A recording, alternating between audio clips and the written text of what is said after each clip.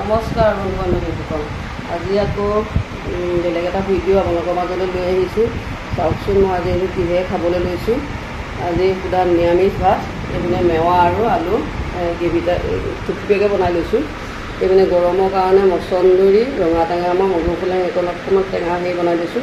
আৰু এইপিনে আলু আৰু দাংবডি ভাজি, এইপিনে এটা কেঁচা চালাড এটা বনাই লৈছোঁ। আৰু এইটো জলকীয়া লৈছোঁ। জলকীয়া মানে মই এইটোহে লৈছোঁ আৰু বিন জলকীয়া নাই, বেছিকৈ খাব নোৱাৰি, গৰমটো বেছি যে। আৰু মোলৈ কমেণ্ট আহিছে যে কাঁহৰ কাঁহী নাই নেকি। মই সদায় ষ্টিলৰ কাঁহীতে ভাত খাওঁ, আৰু গতিকে মই আজি কাঁহৰ কাঁহী লৈছোঁ। মই মানে ষ্টিলৰ কাঁহীতহে ভাল পাওঁ, কাঁহৰ কাঁহীত ভাতটো খাই ভাল নাপাওঁ। গতিকে আজি লৈছোঁ। সকলোৱে বহুতো মানে কমেণ্ট কৰিছে কাঁহৰ থাল নাই বুলি, সেইকাৰণে মই আজি কাঁহৰ থালতে খাবলৈ লৈছোঁ। আৰু এতিয়া মই ভাতকেইটা খোৱা আৰম্ভ কৰোঁ। আপোনালোকে ভিডিঅ'টো সম্পূৰ্ণৰূপে চাব।